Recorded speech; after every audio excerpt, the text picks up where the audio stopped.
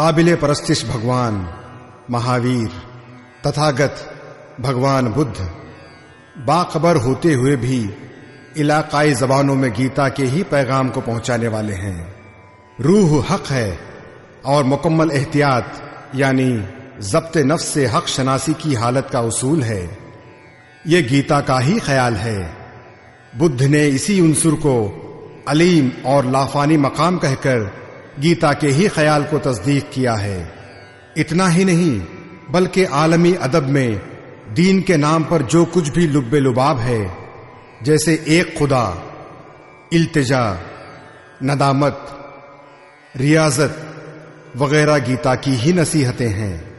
उन्हीं नसीहतों को मोहतरम स्वामी अड़गड़ानंद जी की पाक जबान से निकली हुई यथार्थ गीता सीडी की शक्ल में तमाम इंसानों की नजात का मावराई पैगाम बनकर आपके सामने मौजूद है।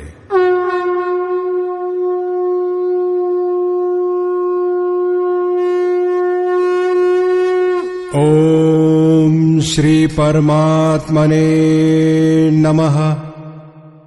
यथार्थ गीता, हकीकी गीता, श्रीमद् भगवद गीता, अथ पंचमो अध्याय, पांचवां बाब। बाब 3 में अर्जुन ने सवाल खड़ा किया था कि बंदा परवर, जब इल्मी जोग आपके नजरिए के मुताबिक अफजल है तो मुझे आप खौफनाक आमाल में क्यों लगाते हैं? अर्जुन को बेगरज अमली जोग के मुकाबले में इल्मी जोग कुछ आसान महसूस हुआ लगता है, क्योंकि इल्मी जोग में शिकस्त मिलने पर देवता का मर्तबा और फतेह में हुजूर आला का मकाम, दोनों ही हालात में फायदा ही फायदा महसूस हुआ। लेकिन अब तक अर्जुन ने अच्छी तरह समझ लिया था कि दोनों ही रास्तों में अमल तो करना ही पड़ेगा। यानी जोग के मालिक इसे शक शुबे से आरी रम्ज आशना अजीम इंसान की पनाह लेने के लिए भी तरगीब देते हैं, क्योंकि समझने के लिए वही एक जगह है। लिहाजा दोनों रास्तों में से एक चुनने से पहले उसने अर्ज किया कि अर्जुन उवाचा,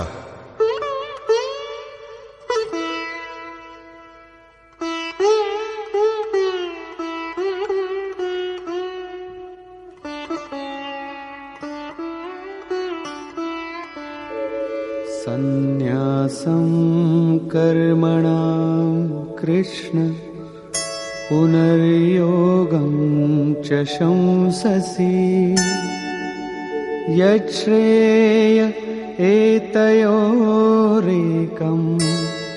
तन्मे ब्रूहि सुनिश्चितम्। हे कृष्ण, आप कभी तर्क दुनिया के जरिए किए जाने वाले अमल की और कभी बेगरज वाले नजरिए से किए जाने वाले अमल की तारीफ करते हैं।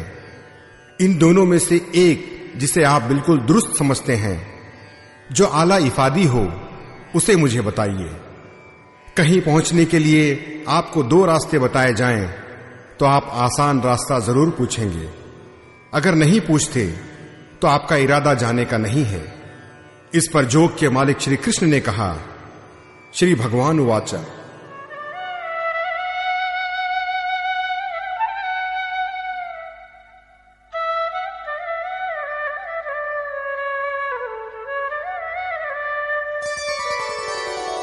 सन्न्यासः कर्मयोगश्च निःश्रेयसकरावुभौ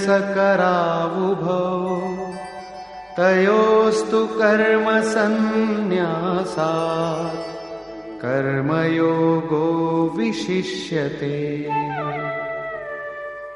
अर्जुन, तर्क दुनिया के वसीले से किए जाने वाले आमाल यानी इल्म के रास्ते से किए जाने वाले आमाल और कर्म योग बेगरज ख्याल से किए जाने वाले आमाल, ये दोनों ही आला शरफ को दिलाने वाले हैं। लेकिन इन दोनों रास्तों से तर्क दुनिया इल्मी नजरिए से किए जाने वाले आमाल के बनिस्बत बेगरज अमली जोग अफजल है। सवाल फितरी है कि अफजल क्यों है?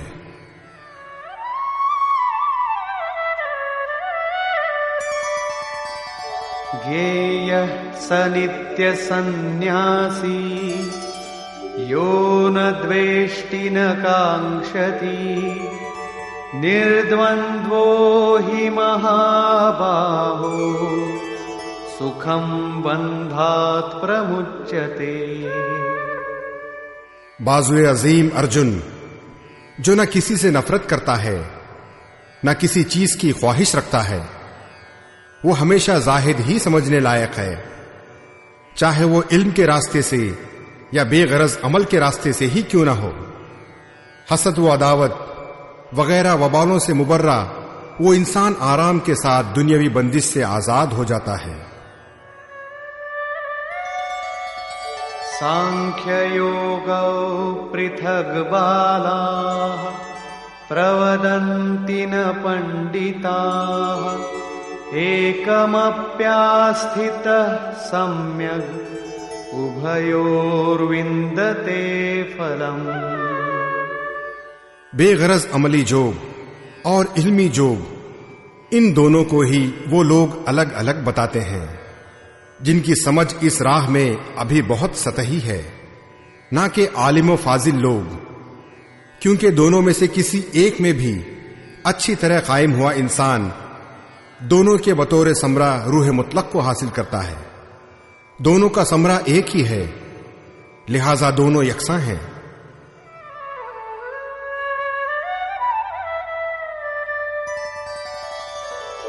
यत्सांख्यैः प्राप्यते स्थानं तद्योगैरपि गम्यते एकं सांख्यं च योगं च यः पश्यति स पश्यति।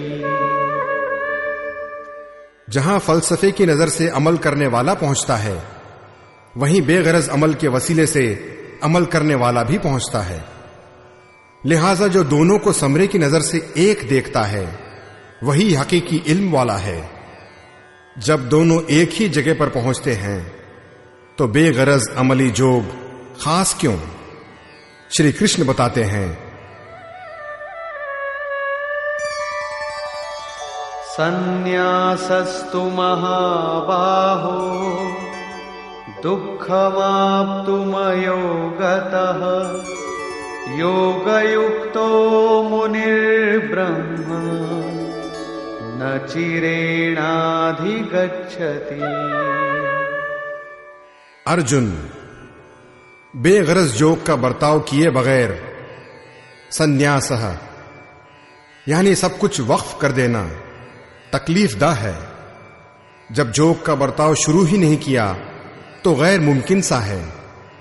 लिहाजा जलवगर माबूद के तसव्वुर में मशगूल रहने वाला सूफी, जिसके मन के साथ हवास खामोश हैं, बेगरज अमली जोग का अमल करके परवरदिगार रूह मुतलक को जल्द ही हासिल कर लेता है। जाहिर है कि इल्मी जोग में बेगरज अमली जोग का ही बर्ताव करना पड़ेगा, क्योंकि तरीका दोनों में एक ही है। वही यज्ञ का तरीका है, जिसका हकीकी माना है इबादत। दोनों रास्तों में फर्क महज कारकुन के नजरिए का है।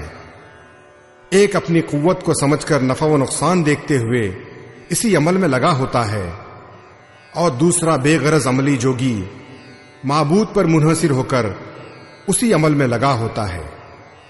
मिसाल के तौर पर एक खुद ब खुद तालीम हासिल करता है, दूसरा किसी मदरसे में दाखिला लेकर। दोनों का निसाब तालीम एक ही है, इम्तिहान एक ही है, मुमतहिन नाजिर दोनों में एक ही हैं। ठीक इसी तरह दोनों के मुर्शिद रमज आशना हैं और किताब एक ही है। सिर्फ दोनों के तालीम लेने का नजरिया अलग है। हां, इदारे में पढ़ने वाले तालिब इल्म को सहूलतें ज्यादा रहती हैं। इससे पहले श्री कृष्ण ने कहा कि ख्वाहिश और गुस्सा असीरुल फतह दुश्मन हैं। अर्जुन, तू इन्हें मार। अर्जुन को लगा कि यह तो बहुत मुश्किल काम है, लेकिन श्री कृष्ण ने कहा, नहीं, जिस्म से मावरा हवास, हवास से मावरा मन है, मन से मावरा अक्ल है, अक्ल से मावरा तेरी हकीकी शक्ल है, तू वहीं से आमादा हो। इस तरह अपना वजूद समझकर, अपनी कुव्वत को सामने रखकर खुद मुख्तार होकर अमल में लग जाना इल्मी जोग है। श्री कृष्ण ने कहा था, मन को मरकूज करते हुए अमाल को मेरे हवाले करके उम्मीद व शफकत और गम से आरी होकर जंग कर, सुपुर्दगी के साथ माबूद पर मुनहसिर होकर उसी में लगना बेगरज अमली जोग है। दोनों का तरीका एक है और समरा भी एक है। इसी पर जोर देकर जोग के मालिक श्री कृष्ण यहां फरमाते हैं कि जोग का बर्ताव किए बगैर तर्क दुनिया यानी मुबारक नामुबारक आमाल के आखिरी मकाम को हासिल करना गैर मुमकिन है। श्री कृष्ण के मुताबिक ऐसा कोई जोग नहीं है कि हाथ पर हाथ रखकर बैठे कहें कि मैं रूह मुतलक हूं, ताहिर हूं, अकलमंद हूं, मेरे लिए ना तो अमल है ना उसकी बंदिश, मैं नेक व बद कुछ करता दिखाई देता भी हूं तो हवास अपनी खसलत के मुताबिक काम कर रहे हैं। ऐसी रियाकारी श्री कृष्ण के अल्फाज में बिल्कुल नहीं है। खुद ब खुद जोग के मालिक भी अपने लाशरीक दोस्त अर्जुन को बिला अमल के ये मकाम नहीं दे सके। अगर वो ऐसा कर सकते तो गीता की जरूरत ही क्या थी। अमल तो करना ही पड़ेगा। अमल करके ही तर्क दुनिया की हालत को हासिल किया जा सकता है और जोग से मुज़य्यन इंसान जल्द ही रूह मुतलक में तहलील हो जाता है। जोग से मुज़य्यन इंसान के निशानात क्या हैं, इस पर फरमाते हैं,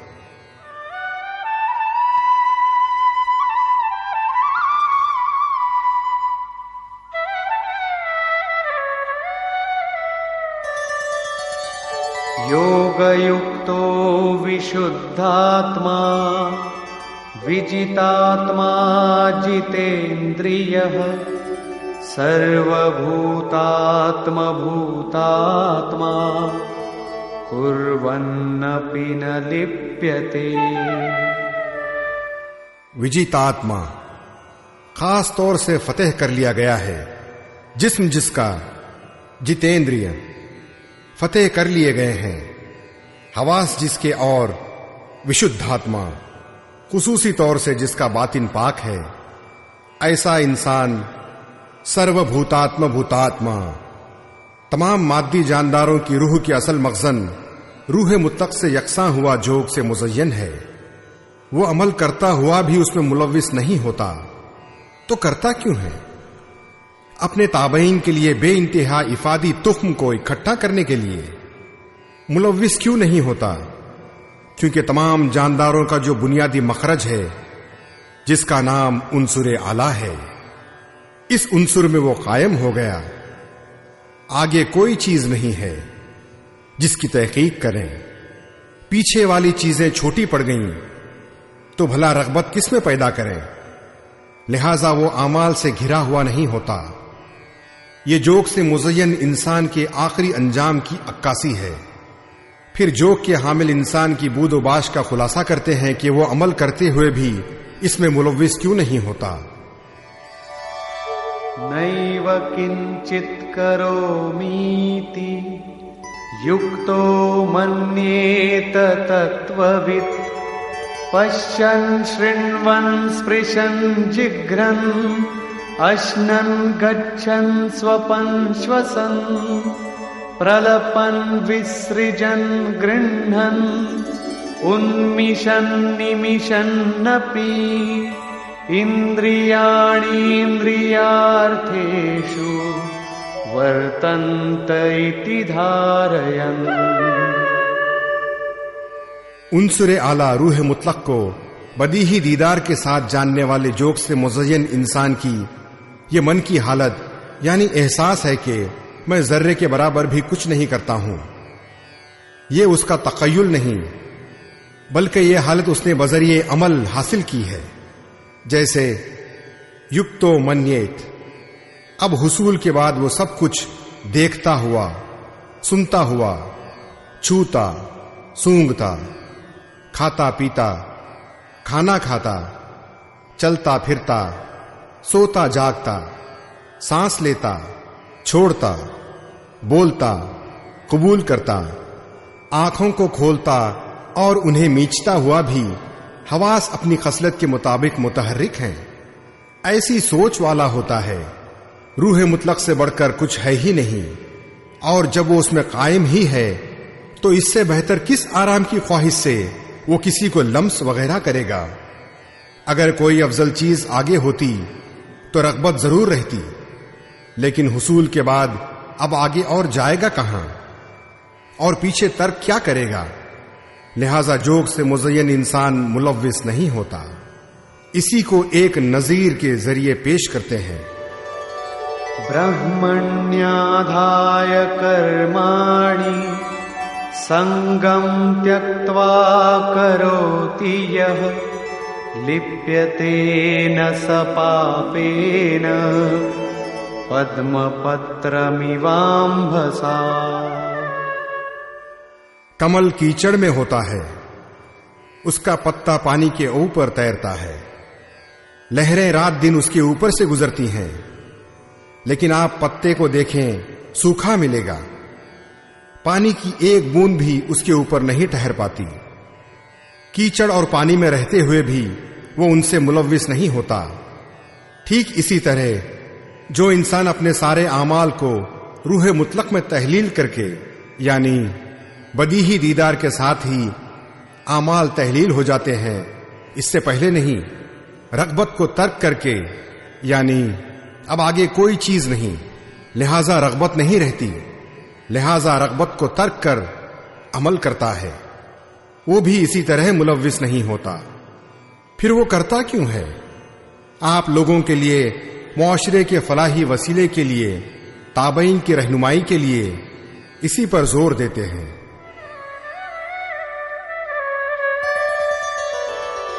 कायेन मनसा बुद्ध्या केवलैरिन्द्रियैरपि योगिनः कर्म कुर्वन्ति संगम त्यक्त्वात्मशुद्धये। जोगी हजरात सिर्फ हवास, मन, अक्ल और जिस्म के जरिए भी लगाव का इसार करके रूहानी तहारत के लिए अमल करते हैं। जब अमल माबूद में तहलील हो चुके हैं तो क्या अब भी रूह नापाक ही है? नहीं, वो सर्वभूतात्म भूतात्मा यानी तमाम अरवाह की रूह हो चुके हैं, यानी तमाम जानदारों में वो अपनी ही रूह का जलवा देखते हैं। उन तमाम अरवाह की तहारत के लिए, आप सबकी रहनुमाई के लिए वो अमली जिंदगी गुजारते हैं।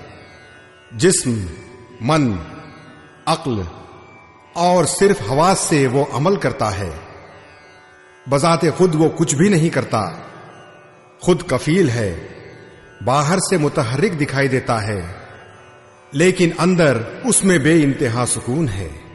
रस्सी जल चुकी, सिर्फ ऐठन यानी शक्ल बाकी है, जिससे बंध नहीं सकता।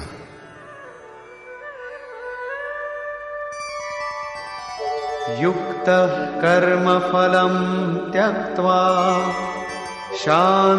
शान्तिमाप्नोति नैष्ठिकीम् अयुक्तः कामकारेण फले सक्तो निबध्यते। योग युक्त यानी जोग से मुज़य्यन, जोग के समरे को हासिल कर चुका इंसान, जो सारे जानदारों के रूह के मखरज रूह मुतलक में कायम है, ऐसा जोगी अमल के समरे को तर्क कर, यानी आमाल का समरा माबूद उससे अलग नहीं है।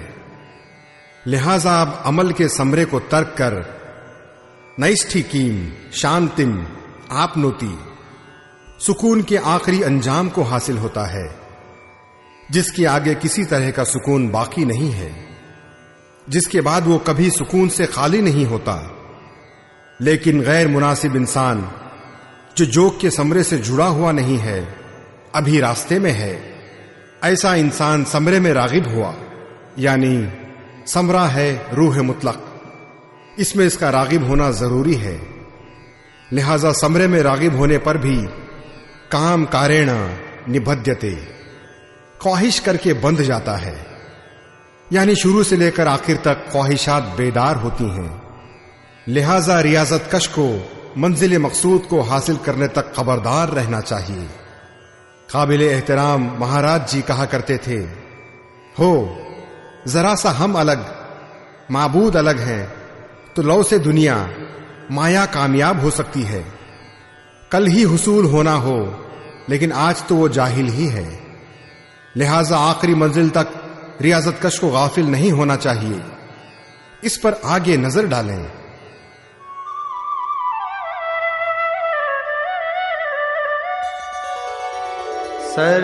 सर्वकर्माणि मनसा सन्न्यस्यास्ते सुखं वशी, नवद्वारे पुरे देहि नैव कुर्वन्न कारयन्।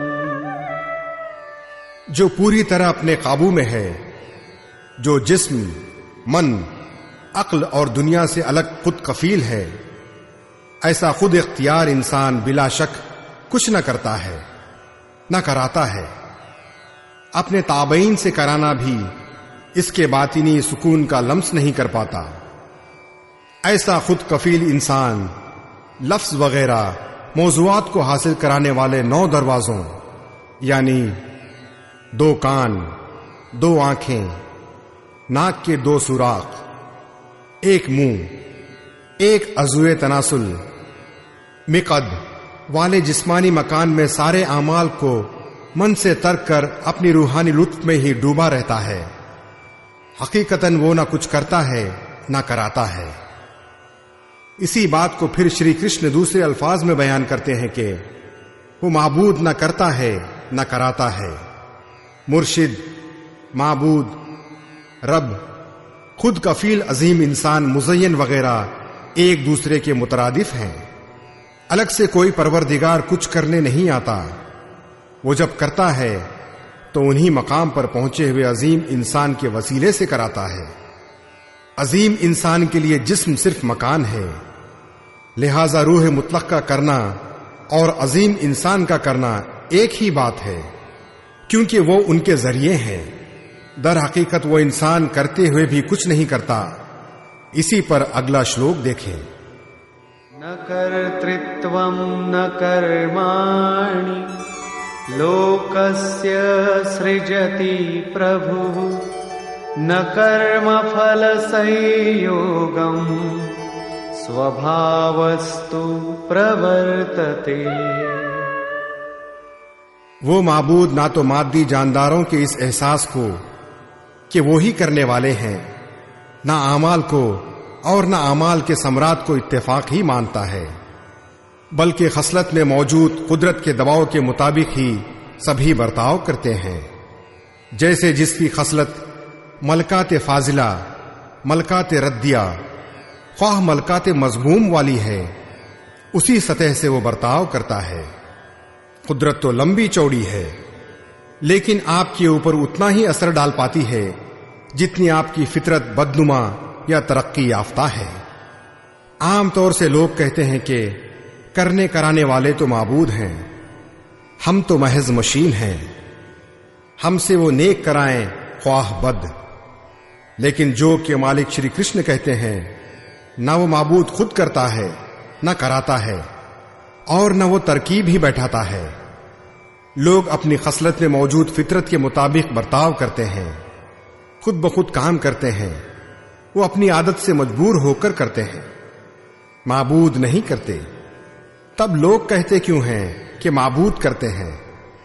इस पर जोग के मालिक बताते हैं,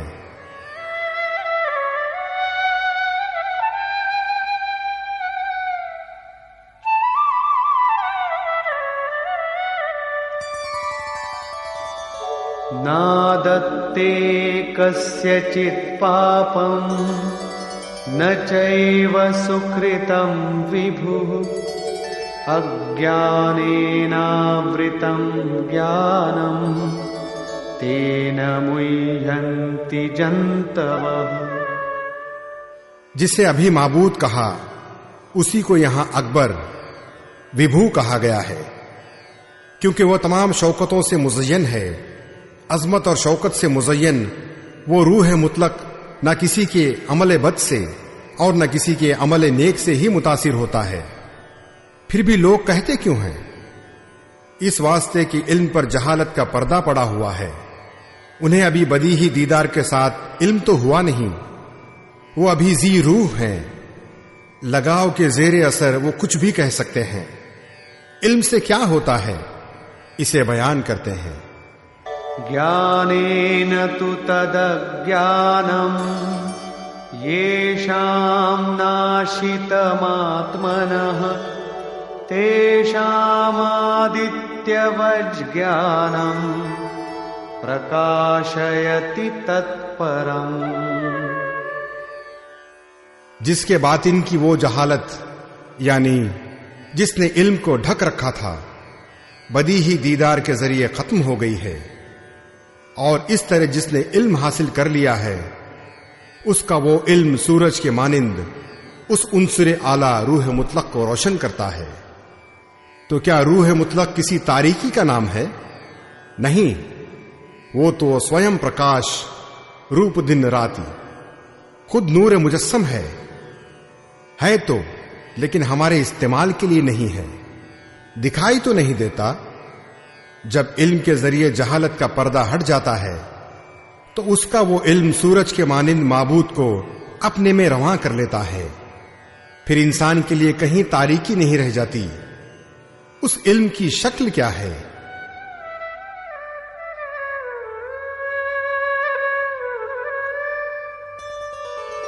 तद्बुद्धयस्तदात्मानः तन्निष्ठास्तत्परायणाः गच्छन्त्य पुनरावृत्तिम् ज्ञाननिर्धूतकल्मषाः। जब उस उन्सुर आला रूह मुतलक के मुताबिक अक्ल हो, उन्सुर के मुताबिक मन का बहाव हो, उन्सुर आला माबूद में दूई से मावरा उसकी बूद व बाश हो और उसी का हामिल हो, इसी का नाम इल्म है। इल्म कोई बकवास या बहस नहीं है। इस इल्म के जरिए गुनाह से खाली इंसान बार बार जन्म लेने और मरने के वबाल से दूर होकर आला नजात को हासिल कर लेता है। आला नजात को हासिल करने वाला मुकम्मल इल्म से मुज़य्यन इंसान ही आलिम यानी पंडित कहलाते हैं। आगे देखें। विद्या विनय संपन्ने ब्राह्मणे गविहस्तिनि शुनि चैव श्वपाके च पंडिताः समदर्शिनः।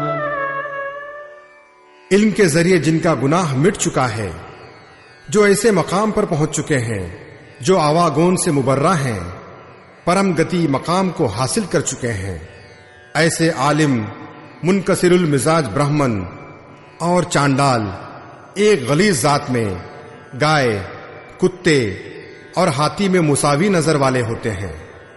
उनकी नजर में इल्म व खाकसारी से मुज़य्यन ब्राह्मण ना तो कोई सिफात वाला होता है और न चांडाल में कोई हकारत होती है।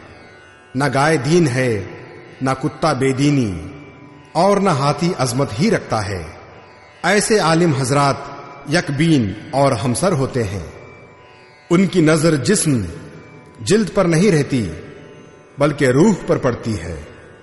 फर्क सिर्फ इतना है कि आलिम मुनकसिरुल मिजाज माबूद के करीब है और बाकी सब कुछ पीछे है। कोई एक मंजिल आगे है तो कोई पिछले पड़ाव पर। जिस्म तो लिबास है, उनकी नजर लिबास को तरजीह नहीं देती बल्कि उनके मन में मौजूद रूह पर पड़ती है, लिहाजा वो कोई फर्क नहीं रखते। श्री कृष्ण ने गाय की खिदमत की थी। उन्हें गाय की अहमियत का बयान करना चाहिए था, लेकिन उन्होंने ऐसा कुछ भी नहीं किया। श्री कृष्ण ने गाय को दीन में कोई मकाम नहीं दिया। उन्होंने महज इतना माना कि दूसरे जी रूहों की तरह इसमें भी रूह है। गाय की माली अहमियत जो भी हो, उसकी दीनी खूबी बाद के लोगों की देन है। श्री कृष्ण ने इससे पहले बताया कि जाहिलों की अक्ल लामहदूद शाखों वाली होती है, लिहाजा वो लामहदूद अमल के तरीकों का फैलाव कर लेते हैं। दिखावटी आरास्ता जबान में वो इसे जाहिर करते। इनके बातों की छाप जिनकी तबीयत पर पड़ती है उनकी भी अक्ल गुम हो जाती है। वो कुछ हासिल नहीं कर पाते, बर्बाद हो जाते हैं। जबकि बेगरज अमली जोग में अर्जुन मुअय्यना अमल एक ही है।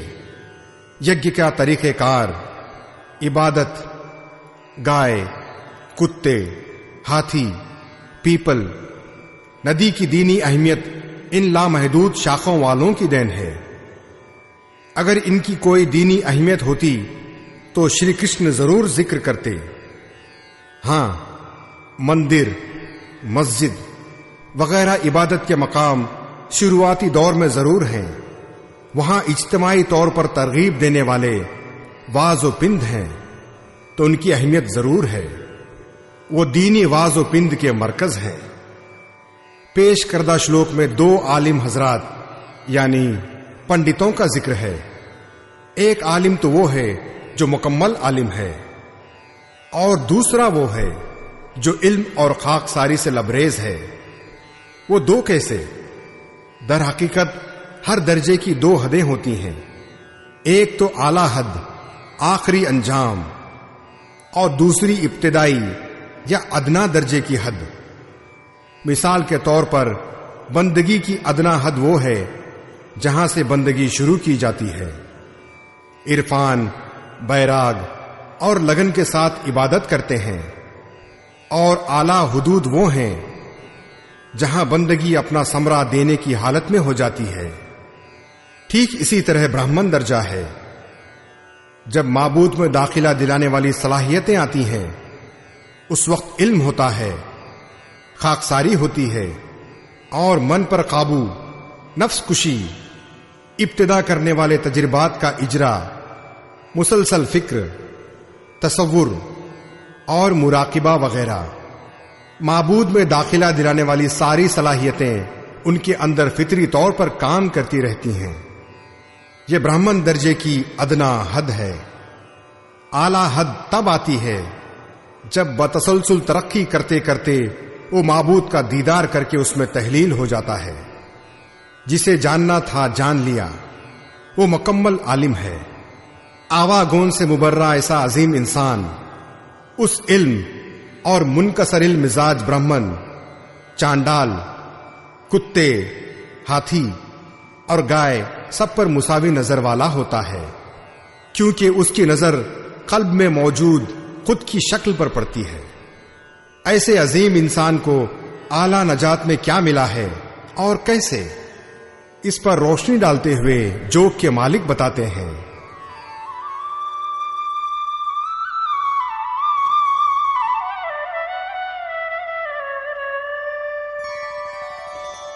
इहैव तैर्जितः सर्गो येषां साम्ये स्थितं मनः निर्दोषं हि समं ब्रह्म तस्माद् ब्रह्मणि ते स्थिताः। उन इंसानों के जरिए जिंदा हालत में ही तमाम दुनिया पर फतेह हासिल कर ली गई जिनका मन मुसावात में कायम है। मन के मुसावात के दुनिया पर फतेह हासिल करने से क्या ताल्लुक? दुनिया मिट गई तो इंसान रहा कहां? श्री कृष्ण कहते हैं, निर्दोषम ही समम ब्रह्म। वो माबूद बेऐब और मुसावात वाला है। इधर उनका मन भी बेऐब और मुसावी हालत वाला हो गया। तस्माद ब्रह्मणि ते स्थिताः, लिहाजा वो माबूद में तहलील हो जाता है। इसी का नाम बार बार जन्म ना लेने वाली आला नजात है। ये कब मिलती है? जब ये दुनिया की शक्ल वाला दुश्मन काबू में आ जाए। दुनिया कब फतेह करने में है? जब मन पर काबू हो जाए, मुसावात में दाखिला हासिल हो जाए, क्योंकि मन का फैलाव ही दुनिया है। जब वो माबूद में तहलील हो जाता है उस वक्त माबूद को जानने वाले की पहचान क्या है, उसकी बूद व बाश पर रोशनी डालते हैं।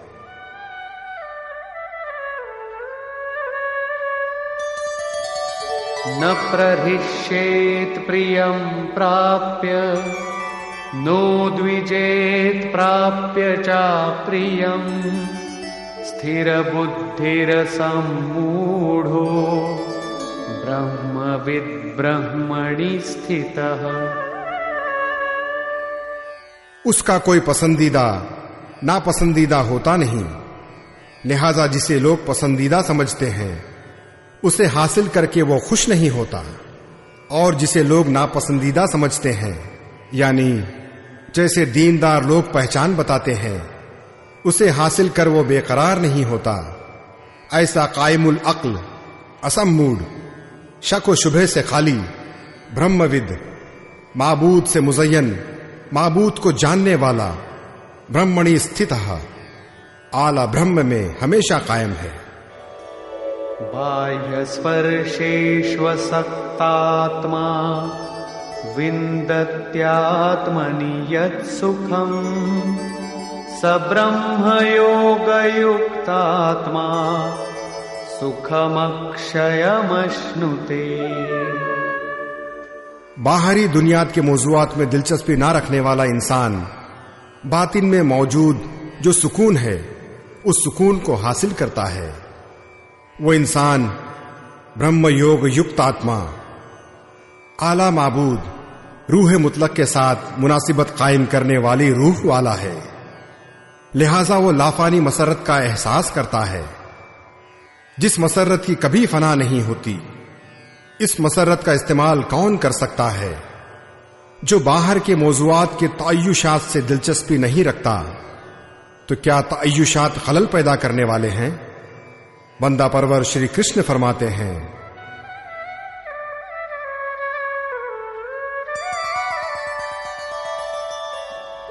ये हि संस्पर्शजा भोगा दुःखयोनय एव ते आद्यन्तवन्तः कौन्तेय न तेषु रमते बुधः।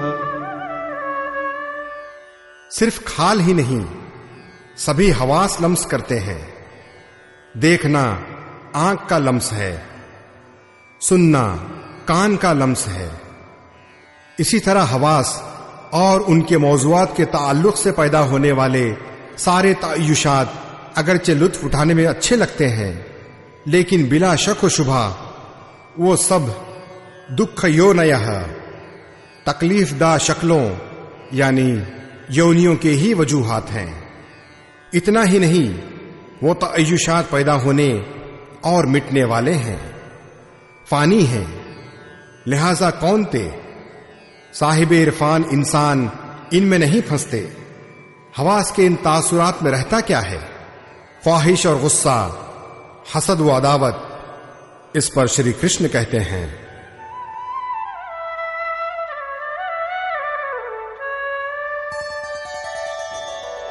शक्नोति हैव यः सोढुम् प्राक्शरीरविमोक्षणात् कामक्रोधोद्भवम् वेगम् स युक्तः स सुखी नरः। लिहाजा जो इंसान जिस्म के फना होने से पहले ही ख्वाहिश और गुस्से से पैदा होने वाली रफ्तार को बर्दाश्त करने में यानी मिटा देने में कादिर है, वो इंसान नर यानी मुलव्विस ना रहने वाला है। वही इस दुनिया में जोक से मुज़य्यन और वही पुरसुकून है। जिसके पीछे तकलीफ नहीं है, उस सुकून में यानी रूह मुतलक में कायम रहने वाला है। जिंदगी रहते ही उसके हुसूल का तरीका है, मौत होने पर नहीं। संत कबीर ने इसी का खुलासा किया, अवधू जीवत में कर आसा। तो क्या मौत के बाद नजात नहीं होती? वो कहते हैं, मुए मुक्ति गुरु कहे स्वार्थी, झूठा दे विश्वासा। यही जोग के मालिक श्री कृष्ण का कौल है। कि जिस्म रहते मौत से पहले ही जो ख्वाहिश गुस्से की रफ्तार को खत्म कर देने में कादिर हो गया, वही इंसान इस दुनिया में जोगी है, वही पुरसुकून है। ख्वाहिश, गुस्सा बाहरी लम्स ही दुश्मन हैं। इन पर फतेह हासिल करें, इसी इंसान की पहचान फिर बता रहे हैं। योऽन्तः सुखोऽन्तरारामः तथान्तर्ज्योतिरेव यः स योगी ब्रह्मनिर्वाणम् ब्रह्मभूतोऽधिगच्छति। जो इंसान बातिनी तौर पर पुरसुकून है, अंतरारामः, जो बातिनी तौर से मुतमईन है और जिनका बातिन मुनव्वर यानी बदीही दीदार वाला है, वही जोगी ब्रह्मभूत माबूद के साथ एक होकर ब्रह्म निर्वाणम गैर मरई माबूद दाईमी रब में तहलील हो जाता है। यानी पहले उयूब यानी ख्वाहिश गुस्सा का खातिमा, फिर दीदार, इसके बाद दाखिला। आगे गौर फरमाएं।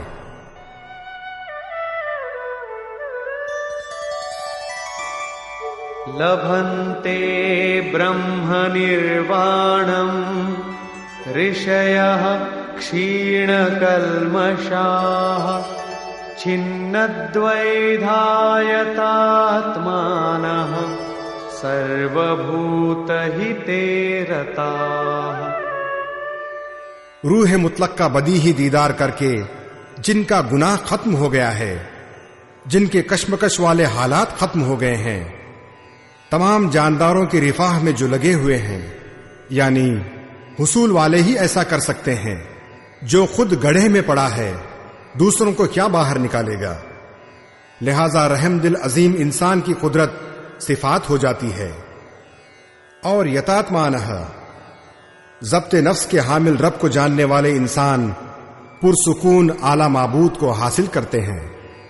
उसी अजीम इंसान की हालत पर फिर रोशनी डालते हैं।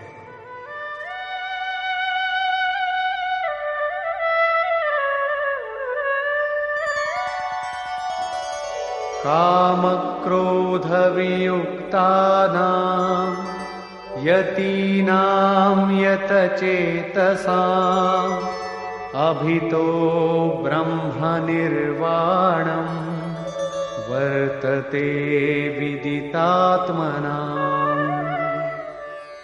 ख्वाहिश और गुस्से से आरी, तबीयत पर काबू रखने वाले, रूह मुतलक का बदीही दीदार करने वाले अहले इल्म इंसानों के लिए हर जानिब से पुरसुकून आला माबूद ही हासिल है। बार बार जोग के मालिक श्री कृष्ण उस इंसान की बूद व बाश पर जोर दे रहे हैं जिससे तरगीब मिले।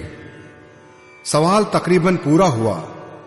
अब ये फिर पुरजोर तरीके से कहते हैं कि इस मकाम को हासिल करने का जरूरी हिस्सा तनफ्फुस का गौर व फिक्र है। यज्ञ के तरीके कार में जान का रियाह में हवन, रियाह का जान में हवन। जान रियाह दोनों की रफ्तार की बंदिश उन्होंने बताई थी, उसी को समझा रहे हैं।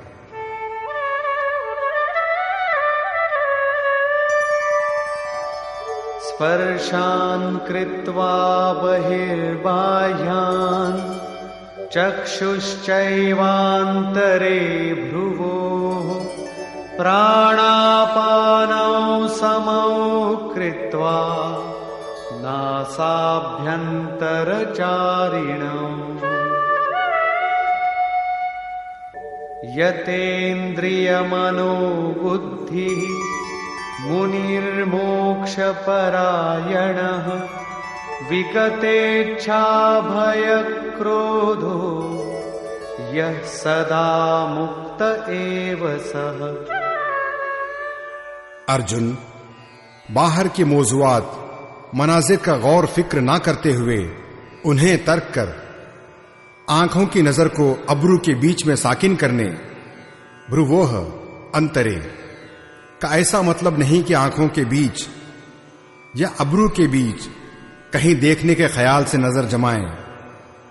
अबरू के बीच का खालिस माने सिर्फ इतना है कि सीधे बैठने पर नजर अबरू के ठीक बीच से सीधे सामने पड़े, दाएं बाएं इधर उधर चकपक ना देखें, नाक की नोक पर सीधे नजर रखते हुए, यानी कहीं नाक में ही ना देखने लगें।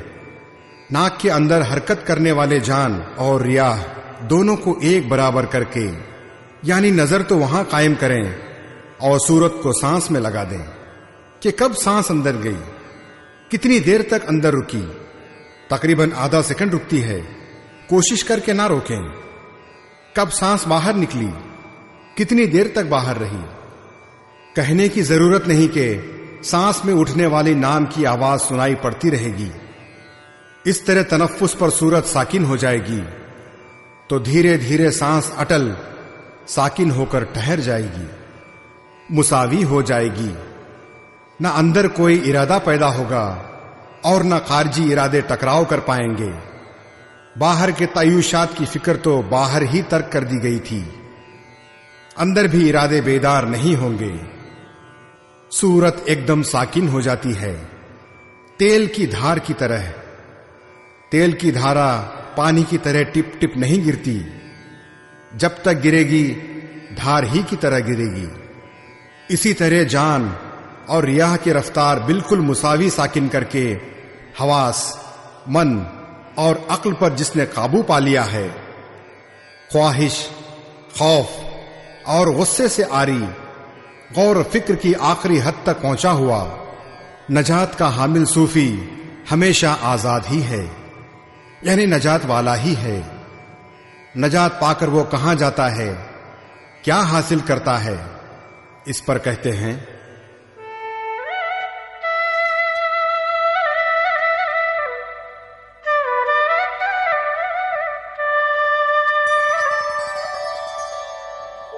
भोक्तारं यज्ञ तपसां सर्वलोकमहेश्वरं सुहृदं सर्वभूतानां ज्ञात्वा मां शान्तिमृच्छति।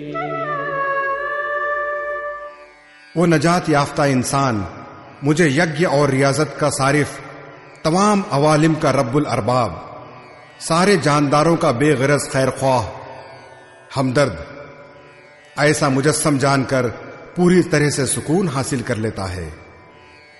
श्री कृष्ण कहते हैं कि उस इंसान के तनफ्फुस के यज्ञ और रियाजत का सारिफ मैं हूं।